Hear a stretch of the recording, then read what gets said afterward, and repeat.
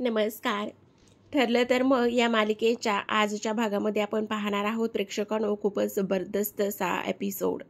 आपल्या सर्वांना माहिती आहे अर्जुन आणि सायलीचं नातं कसं आहे. तेव्हा दोघे एकमेकांना बोलत असतात. आपल्या नात्यामध्ये आपण दोघं एकमेकांना सावरू आणि एक जर चुकला भरकटला तर दुसऱ्याने त्याला साथ द्यायची आणि असंच आपण आयुष्य घालवू. ह्या सर्व दोघंजण गोष्टी बोलत असतात आणि आपल्याला उशीर होतोय. अशोकला भेटायला जायचं आहे म्हणत असतात. आटपून तर रेडीच असतात. तेव्हा सायली अर्जुनला आरशात निहाळत असते आणि डोळ्याचं काजळ लावूनच कोणाचीही आपल्या नात्याला दृष्ट लागू नये म्हणूनच प्रार्थना करत असते आणि आरशावर काळा टिकला लावत असते. तेव्हा अर्जुन म्हणत असतो, आपलं रिलेशन एवढं स्ट्रॉंग आहे ना, तर आपल्या नात्याला कोणाची कधीच अदृष्ट लागणार नाही. असंच कायम आपण आयुष्यभर सोबत एकमेकांना साथ देत हे आयुष्य घालवायचं आहे. आणि खूपच जास्त दोघे आनंदात असतात आणि आता ते अशोकला भेटायला निघालेलेच असतात. ते दोघे तर जातात. प्रतापराव हॉलमध्ये पूर्णाजीसोबत असतात आणि एरझऱ्या घालत असतात.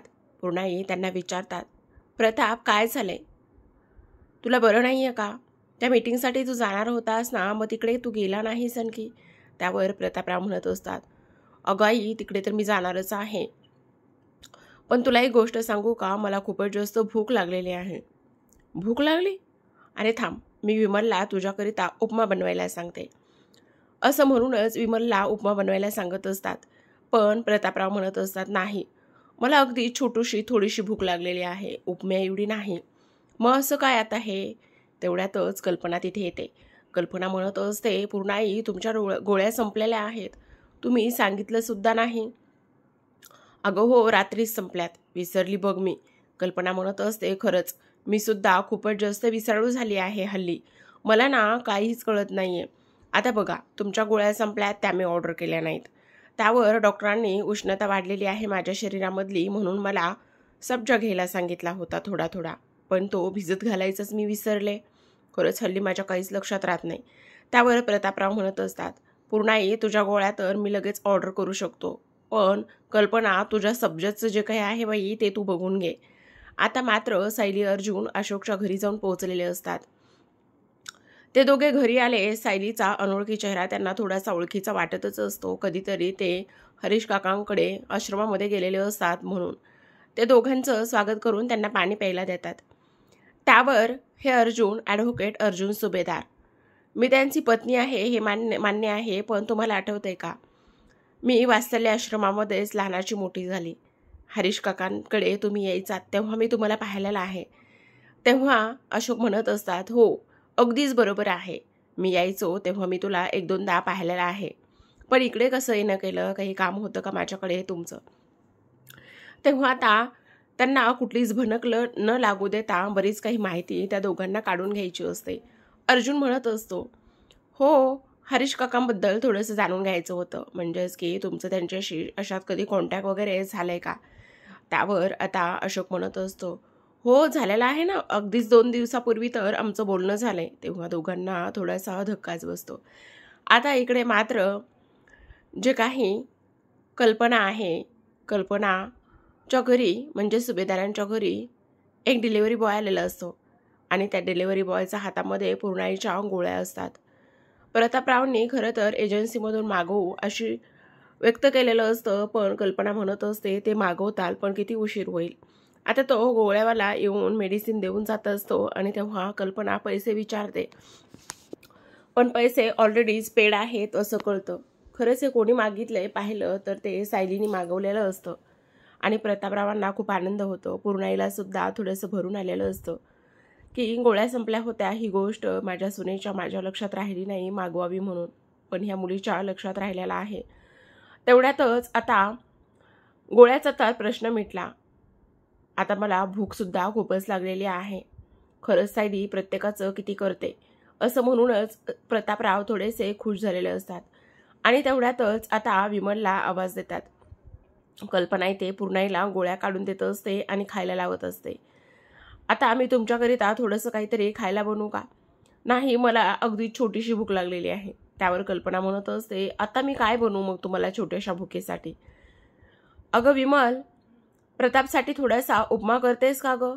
तेवढ्यातच विमल म्हणत असते, अहो छोट्याशा खाऊचा डब्बा आहे ना छोट्याशा भुकेसाठी, असं म्हणूनच तो ती एक डब्बा घेऊन येत असते.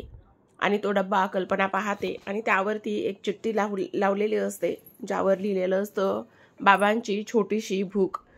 असं म्हणूनच आता हे काय आहे, शेंगदाण्याचे लाडू तर बनवून ठेवलेत, मी विसरलेच. असं म्हणूनच तो ती शेंगदाण्याचा लाडूचा डब्बा घेऊन येते आणि त्यांच्या हातामध्ये देते. हे कोणी बनवलं, हे सायलीताईंनी बाबांसाठी बनवून ठेवलेलं आहे. असं म्हणता क्षणी पूर्णाईला थोडंसं वाईट वाटलं असतं, कारण त्या आत्तापर्यंत तिच्यासोबत किती चुकीच्या वागत आलेल्या आहेत आणि आत्ता असं.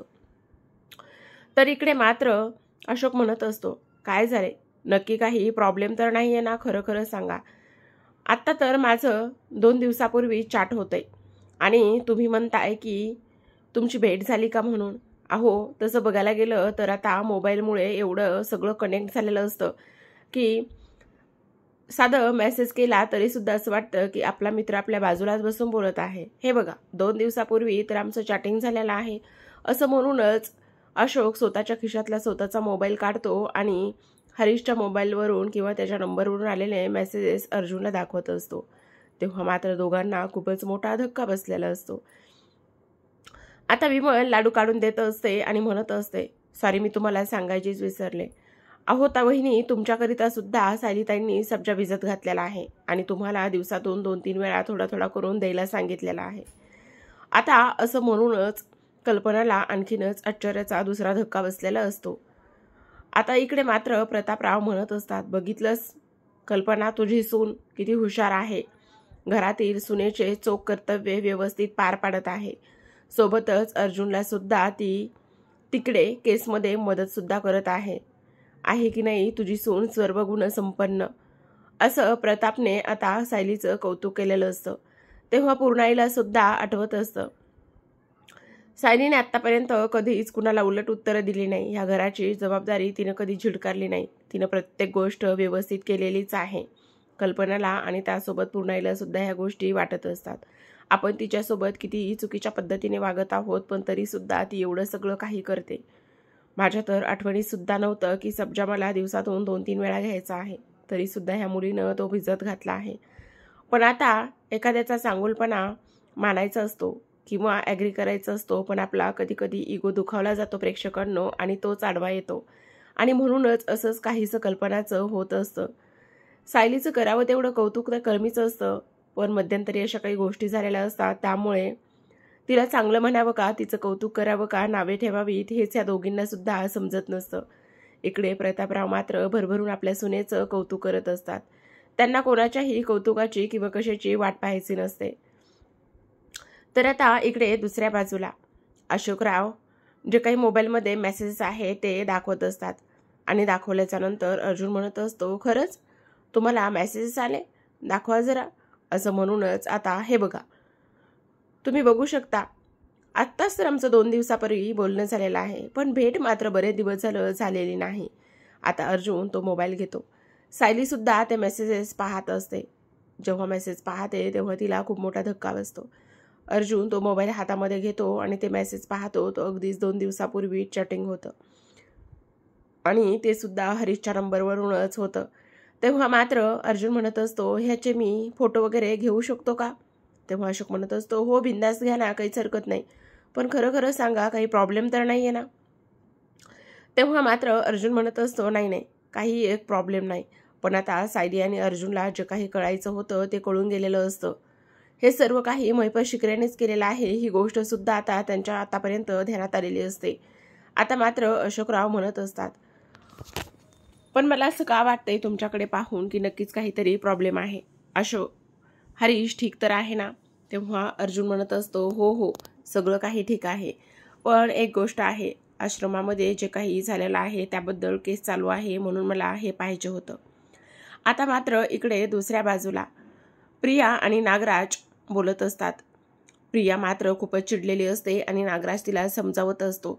तेव्हा प्रिया म्हणत असते, तिथे त्या सुभेदारांना कसं कसं मॅनेज करावं लागतं हे मलाच माहिती आहे. तेव्हा नागराज म्हणत असतो, ए बाई, एकही चूक तू करू नकोस. नागराज तिला सांगत असतो, तुला एक गोष्ट माहिती का, दादा बोलत होता की त्या खुनाबद्दल, कारण तो खून महिपतनेच घडून आणलेला आहे, म्हणजेच हरीश काकाचा, असा त्याचा पूर्ण संशय आहे आणि त्याला ते वाटतच आहे. माझा दादा एक नंबरचा ब्रिलियंट वकील आहे. आता मात्र प्रिया म्हणत असते, एक काम करा ना, मला असं आता घरामध्ये आले तेव्हा तो लेकीच्या पोरीच्या प्रेमापोटी माझ्याकडे जास्त संशयाने पाहत नव्हता, पण आत्ता तेव्हा ज्या दिवशी साक्षीने माझं बोलणं झालेलं होतं किंवा ते फुटेज समोर आल्यानंतर त्याच्यातला बाप कमी आणि वकील जास्त जागा झाला तर खूपच मोठा प्रॉब्लेम होईल.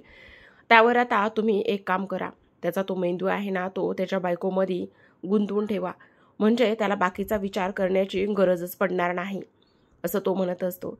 तेव्हा आता इथे नागराज म्हणत असतो, पण हे सगळं काही खूपच डेंजरस आहे. आता मात्र इकडे प्रिया म्हणत असते, पण आता कसं मॅनेज करायचं हे मला कळत नाही. तर आता दुसऱ्या बाजूला सायली म्हणत असते, ठीक आहे, तुम्हाला भेटून खूपच छान वाटलं, बरं वाटलं, आम्ही नक्कीच येऊ परत कधी. आणि तेव्हा आता अशोक म्हणत असतो, हो हो नक्कीच या, पण थांबा ना, मी तुमच्याकरिता चहा ठेवतो. त्यावर सायली म्हणत असते, नाही त्याची काहीच गरज नाही आहे, आम्ही थोडेसे घाईत आहोत. आता घाईत आहोत, पण आता ह्यांच्या डोक्यामध्ये खूपच काही गोष्टी शिजत असतात. खरंच अशोक काकांना तर काहीच माहिती नाही आहे हरीश काकांबद्दल, पण त्यांना सांगणं हे अगदीच अयोग्य आहे. तेव्हा अर्जुन त्या चॅटचे मोबाईलमध्ये फोटो काढून घेत असतो आणि फोटो काढून घेतल्यानंतर आता अर्जुनकडे हा एक पुरावा मिळालेला असतो. ह्या पुराव्याबरोबरच तो आता त्या गोष्टीपर्यंत जाऊन पोहोचणार असतो, जेणेकरून आता महिपतनेच हरीश काकांचा खून केलेला आहे. त्याचबरोबर एक नाही तर दोन्ही खुनं आता जो काही महिपत आणि साक्षी आहेत त्यांनीच केलेल्या आहेत, असं ते म्हणत असतात. इकडे मात्र ह्या दोघांशी आता चर्चा केल्याच्या नंतर मात्र त्यांचा निरोप घेऊन ते तिथून निघणार असतात. तर आता इकडे दुसऱ्या बाजूला नागराज आणि प्रिया त्याच गोष्टीबद्दल बोलत असतात.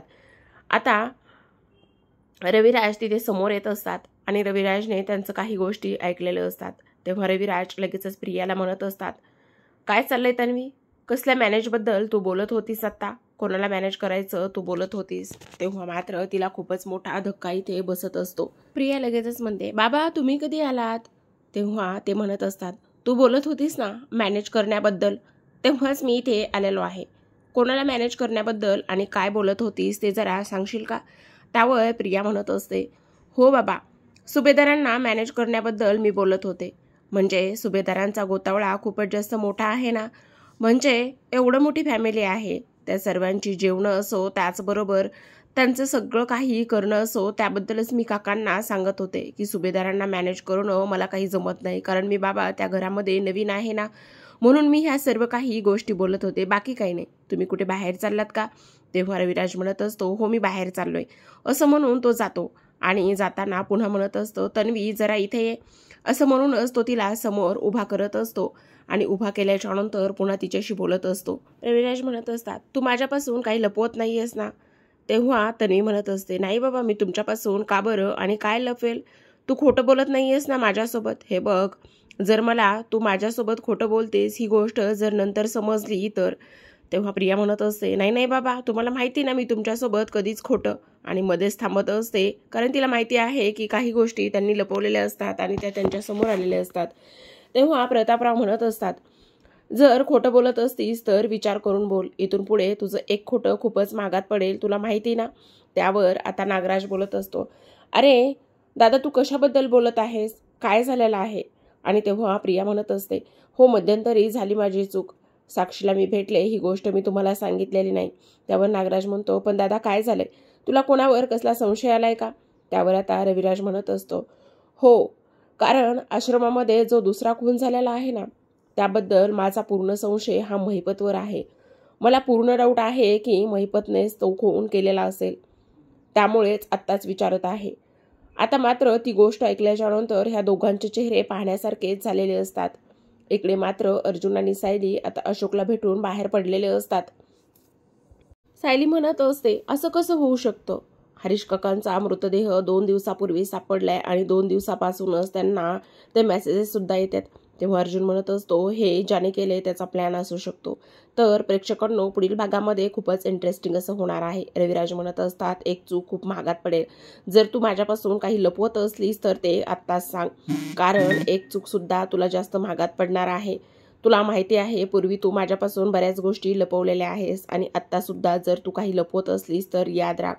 आता मात्र जो काही रविराजला संशय आलेला असतो महिपतनेच खून केलेला असेल म्हणूनच ते आता अर्जुनला भेटण्यासाठी त्याच्या ऑफिसमध्ये निघालेले असतात. जेव्हा प्रिया रविराज सोबत ह्या गोष्टी बोलत असते किंवा रविराजने हे बजावून सांगितलेलं असतं तेव्हा मात्र प्रियाला खूप मोठा धक्का बसलेला असतो.